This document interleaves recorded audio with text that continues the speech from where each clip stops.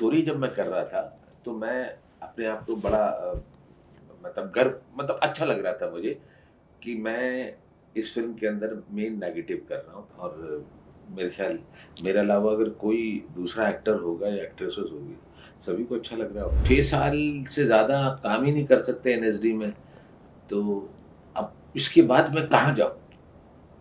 है ना? तो अब लगा कि चलो बॉम्बे चला जाए, तो फिर बॉम्बे मजबूरी में जाना पड़ा। Hello and welcome to Bollywood life. मैं हूं शिवानी और आज हमारे साथ हैं छोरी 2 के मुख्य खलनायक Kuldeep Sareen. Kuldeep ji, welcome to Bollywood life. Thank you. आपकी मूवी रिलीज़ हो चुकी है, जी। बहुत पसंद किया जा रहा है इसको। मैं सोशल मीडिया ट्रेंड देख रही थी, अमरीश पुरी से आपकी तुलना हो रही है। Oh my God! आज में दिन बना दिया मेरा तो आज। जी। बड़ी अच्छी बात है। एक टाइम में कभी दोस्त ऐसे ही बोल दिया करते थे छेड़ते हुए कि यार आपकी आवाज़ बड़ी अच्छी है, अमरीश पुरी से मिलते-जुलते हो। तो मैं तो उनके परफॉर्मेंस को और उनके काम को बहुत एडमायर करता था। प्राण साहब के काम को भी बहुत एडमायर। तो लोग ऐसे ही छेड़ते थे। तो आज आपने कह दिया कि लोग आपको उनसे कंपेयर कर रहे हैं, तो मेरे लिए तो बहुत ही खुशी की बात है। जी। थैंक यू आपका। दिल्ली क्राइम रिलीज़ हुई थी आपकी सीरीज़। वो सीरीज़ रिलीज़ हुई है और उसके बाद एक बहुत अच्छा आपका जो ग्राफ है करियर का वो ऊपर उठा है। जैसे कि मेरे पास पूरी लिस्ट है। दिल्ली क्राइम के बाद हॉटस्टार पे शूरवीर आई है, जियो पे रफू चक्कर है, यूट्यूब पे घुरी और धारिया की लव स्टोरी है, सांड की आँख मूवी रिलीज़ हुई थी, उसमें आपके काम को बहुत पसंद किया गया है। उसके अलावा आप बहुत सारे एड्स में भी आ चुके हैं जिसमें आपने बड़ी ज़बरदस्त परफॉर्मेंस दी है, लोग तारीफ़ करते हैं आपके काम की। तो ये जो आपका ये करियर का ग्राफ है जो आप ये देख रहे हैं, इस ग्राफ को देख के आपको कैसा लगता है? बहुत अच्छा लग रहा है। जी। बहुत अच्छा लग रहा है और मेरे ख्याल मेरे अलावा अगर कोई दूसरा एक्टर होगा या एक्ट्रेसेस होगी, सभी को अच्छा लग रहा होगा कि आप अलग-अलग प्लेटफ़ॉर्म पे और अलग-अलग सेगमेंट में हर जगह आप दिखाई दे रहे हैं। यही तो चाहता है एक्टर, इसी का तो भूखा होता है है ना? जी। तो मुझे बहुत अच्छा लग रहा है। जी। अच्छा लगना भी चाहिए। हाँ, क्यों नहीं लगना चाहिए? सही बात है। वैसे भी आपका नाम एनएसडी से जुड़ा हुआ है। एनएसडी का रंगमंडल, आप उसका हिस्सा रह चुके हैं। 18 साल के करीबन आपने थिएटर किया है, जो कि अपने आप में बहुत बड़ी बात है। दिल्ली में रह के इतना टाइम थिएटर को देना अपने आप में बहुत बड़ी बात है। लेकिन यहाँ पे एक पॉइंट ये आता है सर कि बहुत सारे सेलिब्रिटीज़ ऐसे हैं जो एनएसडी के हैं या वहाँ से निकले हैं और उन्होंने बॉलीवुड में बहुत नाम बनाया है अपना। क्या आपको लगता है कहीं ना कहीं कि आपका जो करियर का ग्राफ है वो थोड़ा शायद नीचे रह गया उन लोगों से, एक वो लेवल अभी आना बाकी है? क्या कहना चाहेंगे इस पे आप?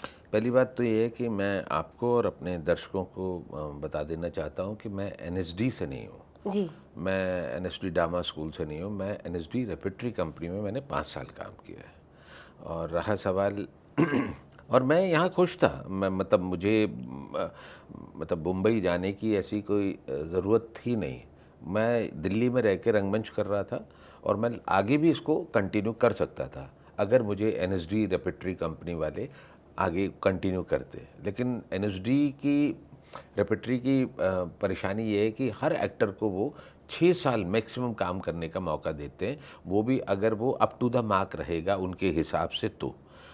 और 6 साल के बाद वो खुद हाथ जोड़ देते हैं कि अब आप कुछ और तलाशिए, क्योंकि बहुत सारे अच्छे एक्टर हमारे पूरे हिंदुस्तान से जो रंगमंच कर रहे हैं, वो इस प्लेटफॉर्म पे काम करें। तो 6 साल से ज़्यादा आप काम ही नहीं कर सकते एनएसडी में, तो अब इसके बाद मैं कहाँ जाऊँ? है ना? तो अब लगा कि चलो बॉम्बे चला जाए, तो फिर बॉम्बे मजबूरी में जाना पड़ा।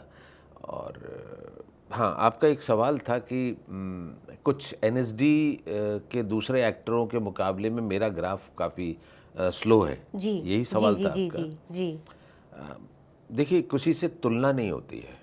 आप तुलना करेंगे, आप मेरे ख़्याल से 2, 4, 5 लोगों से आप तुलना करना चाह रहे हैं कि उनका ग्राफ काफ़ी ऊँचा है। तो ऐसे बहुत सारे एनएसडी के भी एक्टर बहुत सारे हैं जो ग्रेजुएट हैं, है ना?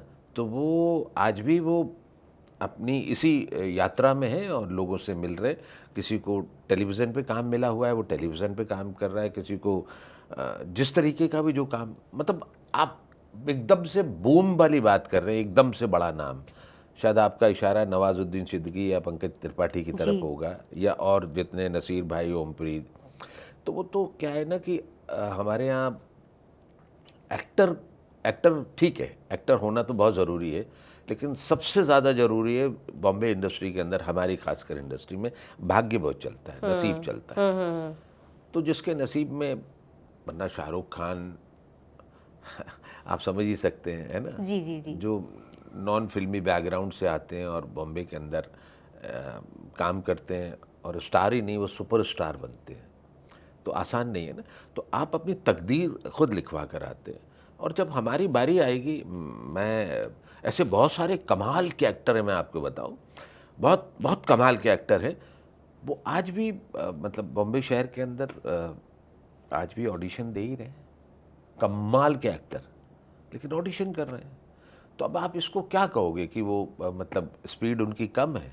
कोई हम वो तो लेके एक्सीलेटर लेके तो बैठे नहीं है कि अभी बढ़ा दी, कम कर दी, ये कुछ है ना। तो काम मिलेगा, काम करेंगे, जी बिल्कुल तो मिलेगा। कंपेयर नहीं होना चाहिए। जी जी जी जी। अच्छा, मेरा अगला सवाल ये होगा कि छोरी 2 में आपने सोहा अली खान और नुसरत के साथ काम किया है, बहुत अच्छी एक्ट्रेसेस हैं दोनों। जी, कैसा एक्सपीरियंस रहा है काम करने का? बहुत अच्छा रहा, जी। बहुत ही अच्छा रहा। दोनों बहुत अच्छी अदाकारा हैं। अच्छा, मैं आपको एक बात बताता हूँ। मैं 2004 में बॉम्बे गया था, और मैंने एक फ़िल्म की थी, फ़िल्म का नाम था आहिस्ता आहिस्ता। सुहा अली खान उसमें मेन लीड में थी, और अभय देओल थे, यस। उसमें मेरा एक सीन था उस फिल्म में। फ़िल्म का नाम है आहिस्ता आहिस्ता, शिवम नायर डायरेक्टर थे। जी। मुझे छोरी जब मैं कर रहा था, तो मैं अपने आप को बड़ा मतलब गर्व, मतलब अच्छा लग रहा था मुझे कि मैं इस फिल्म के अंदर मेन नेगेटिव कर रहा हूँ, सुहा भी मेरे साथ ही हैं।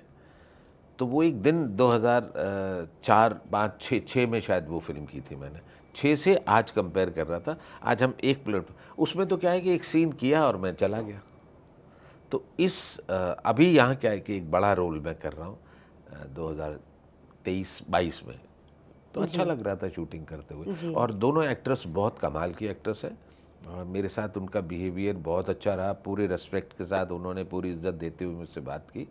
और हम लोग, मैं अपनी बात बता देता हूँ, मैं सेट पे कम बात करता हूँ, मैं ज़बरदस्ती घुसता नहीं हूँ, और अगर बात भी हो रही है तो काम से रिलेटेड बात, थोड़ी बहुत इधर उधर कुछ खाते हुए बात कर लिया। जी। बहुत अच्छी हैं वो सब लोग, बहुत अच्छा एक्सपीरियंस रहा, इससे पता लगता है कि आपको शूटिंग के दौरान भी बहुत मज़ा आया होगा। बहुत मज़ा आया। जी। अच्छा, शूटिंग तो खैर होती ही रहती है हर जी समय, काम तो रहता ही है, लेकिन ऐसा नहीं है कि 24 घंटे आप काम कर रहे हैं। जी कुछ टाइम, कुछ हफ्ते या कुछ दिन ऐसे होते होंगे जब आप घर पे भी ब्रेक लेते हैं, जी सुकून के पल जिसे कहते हैं, जी। घर पे फैमिली के साथ। तो ये जो वो टाइम होता है ना, जब आपके पास काम नहीं है और आप फ्री माइंड है एकदम, तो वो टाइम जो होता है आपका अपने साथ बिताने वाला टाइम, वो टाइम आप कैसे बिताते हैं? मैं बॉम्बे में अकेला रहता हूँ, मेरा परिवार दिल्ली में है, मेरी वाइफ, मेरे बच्चे दिल्ली में हैं। तो जब काम नहीं होता तो मैं लौट जाता हूँ और उनके साथ समय देता हूँ। एंड दूसरी बात ये है कि अगर मैं बॉम्बे में हूँ और काम नहीं है, समटाइम, हमेशा तो नहीं जाता मैं दिल्ली, वहीं रहता हूँ बॉम्बे में, तो जो कास्टिंग डायरेक्टर हैं, जो प्रोड्यूसर्स हैं, जो डायरेक्टर्स हैं, जो मेरे मित्र हैं, उनको मैं अगेन फ़ोन मैसेज करता हूँ कि सर काम दे दो, काम नहीं है। और दूसरा काम मेरा लिखने का है, मैं अपने आप को खाली नहीं छोड़ता, तो मैं कुछ ना कुछ, मेरे दिमाग में कोई आइडियाज़, कोई स्क्रिप्ट, कोई कॉन्सेप्ट दिमाग में चलता रहता है। तो जैसे मैंने 4-5 कहानियाँ तो लिख दी हैं, मेरी 7 कहानियाँ हैं जो शायद आने वाले टाइम में पब्लिश होंगी। एक नावल है और 2 फिल्म हैं जो मैंने लिखी हुई हैं, तो मैं लिखता हूँ। और तीसरा, मैं अपने समय को पास करता हूँ पढ़ाकर। तो जितना भी मैं एक्टिंग, अभिनय को मैं सीख पाया हूँ, तो वो मैं अलग अलग इंस्टीट्यूट में जाके, हमारे पूरे देश के अंदर जितने भी इंस्टीट्यूट्स हैं, कुछ चुनिंदा जो मेरे संपर्क में है, तो मैं उन इंस्टीट्यूट में जाके पढ़ाता हूँ, बच्चों को एक्टिंग सिखाता हूँ। कुछ वर्कशॉप मैं वैसे भी करता हूँ, कुछ प्राइवेट ट्यूशन्स भी देता हूँ, और मेनली मैं फिल्म ओरिएंटेड वर्कशॉप करता हूँ। तो जो हमारे फिल्म से रिलेटेड जो मेन लीड एक्टर एक्ट्रेसेस होते हैं, तो मैं उनको उस फिल्म से रिलेटेड एक वर्कशॉप करके उनको ट्रेन करता हूँ। तो इस तरह से मैं अपना समय पास करता हूँ। बहुत ही क्रिएटिव तरीका है अपने टाइम को यूटिलाइज करने का। हाँ, पैसा भी मिल रहा है ना, सही कहा आपने। जब काम मिलेगा तब काम करेंगे, जब ये भी। अरे सर, काम मिलेगा ही मिलेगा। थैंक यू सो मच हमसे बात करने के लिए। मैं उम्मीद करती हूँ हम बहुत जल्दी बात करें। जी, आप आते रहें, आपके पास प्रोजेक्ट, आप काम करते रहिए और हमसे बात करते रहिए। Thank you. Thank you so much हमसे बात करने के Thank you. लिए।